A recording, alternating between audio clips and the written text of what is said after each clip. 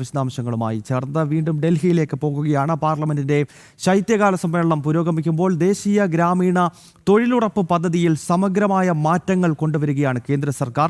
തൊഴിൽ ദിനങ്ങളുടെ എണ്ണം വർദ്ധിപ്പിക്കുന്നതുൾപ്പെടെയുള്ള കാര്യങ്ങൾ ഈ പുതിയ ബില്ലിൽ ഉൾപ്പെടുത്തിയിട്ടുണ്ട്. ഗ്രാമവികസന വകുപ്പ് മന്ത്രി ശിവരാജ് സിംഗ് ചൗഹാൻ കഴിഞ്ഞ ദിവസം ഈ ബില്ല് പാർലമെന്റിൽ അവതരിപ്പിച്ചിരുന്നു. ഇന്നും ലോക്സഭയുടെ അജണ്ടയിൽ ഈ ബില്ലുണ്ട് എന്ന് അറിയാൻ കഴിയുന്നുണ്ട്. ജിഷ്ണു കൃഷ്ണൻ ചേരുകയാണ്. ജിഷ്ണു, ഈ ഗ്രാമീണ തൊഴിലുറപ്പ് പദ്ധതി അത് കൂടുതൽ ജനകീയമാക്കിക്കൊണ്ട് അല്ലെങ്കിൽ അതിൻ്റെ ഭാഗമാകുന്ന ആളുകൾക്ക് കൂടുതൽ മെച്ചപ്പെട്ട രീതിയിൽ തൊഴിൽ ലഭിക്കുക, തൊഴിൽ ദിനങ്ങളുടെ എണ്ണം വർദ്ധിപ്പിക്കുക, വരുമാനം വർദ്ധിപ്പിക്കുക തുടങ്ങിയ അജണ്ടകളാണല്ലോ ഈ പുതിയ ബില്ലിനകത്ത് ഉള്ളത്. ഈ ബില്ല് ശിവരാജ് സിംഗ് ചൗഹാൻ അവതരിപ്പിച്ചു. പക്ഷേ പ്രതിപക്ഷം വലിയ എതിർപ്പ് പ്രകടിപ്പിക്കുന്നുണ്ട്. ഇന്നിപ്പോൾ ലോക്സഭയിലും രാജ്യസഭയിലും ഒരു ബഹളത്തിന് ഇത് വഴിവെക്കുമെന്ന കാര്യത്തിൽ സംശയമില്ല. കേന്ദ്ര സർക്കാർ ഈ ബില്ല് കൊണ്ട് ഉദ്ദേശിക്കുന്നത് എന്താണ് ജിഷ്ണു?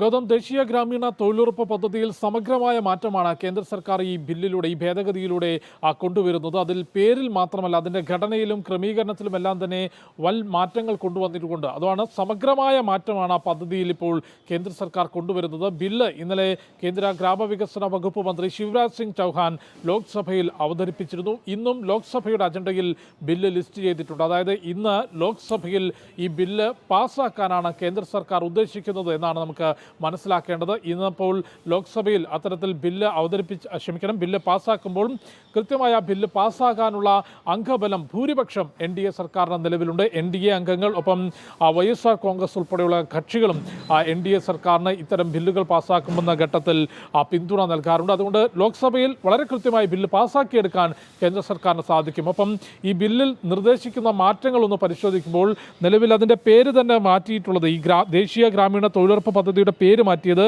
വികസിത Bharat guarantee for Rozgar and Ajeevika mission VBG Ramji എന്നുള്ള ചുരുക്കപ്പേരിലാണ് ആ പദ്ധതി ഇനി അറിയപ്പെടുക. അതിലേറ്റവും പ്രധാനം, ഇത് ആദ്യമായിട്ടല്ല ഈ പദ്ധതിയുടെ പേര് മാറ്റുന്നത്. 2005 പാർലമെന്റ് ഈ നിയമം പാസ്സാക്കുമ്പോൾ ഈ പദ്ധതി പാസ്സാക്കുമ്പോൾ അതിൻ്റെ പേര് ദേശീയ ഗ്രാമീണ തൊഴിലുറപ്പ് പദ്ധതി എന്ന് മാത്രമായിരുന്നു. 2009 മൻമോഹൻ സിംഗ് സർക്കാരാണ് മഹാത്മാഗാന്ധി ദേശീയ ഗ്രാമീണ തൊഴിലുറപ്പ് പദ്ധതി എന്ന് മാറ്റിയത്.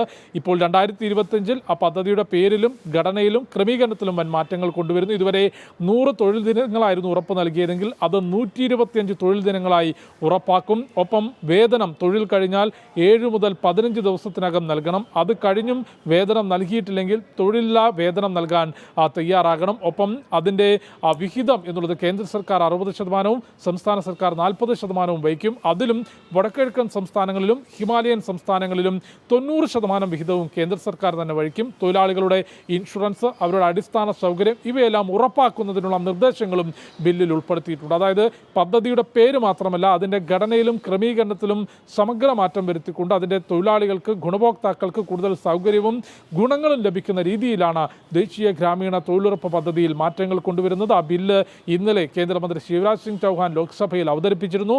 ഇന്നും ലോക്സഭയുടെ അജണ്ടയിൽ അത് ലിസ്റ്റ് ചെയ്തിട്ടുണ്ട്. അതുകൊണ്ട് ആ ബില്ലിന്ന് പാസ്സാക്കാനാണ് സാധ്യത. ഗൗതം. ഓക്കെ ജിഷ്ണു.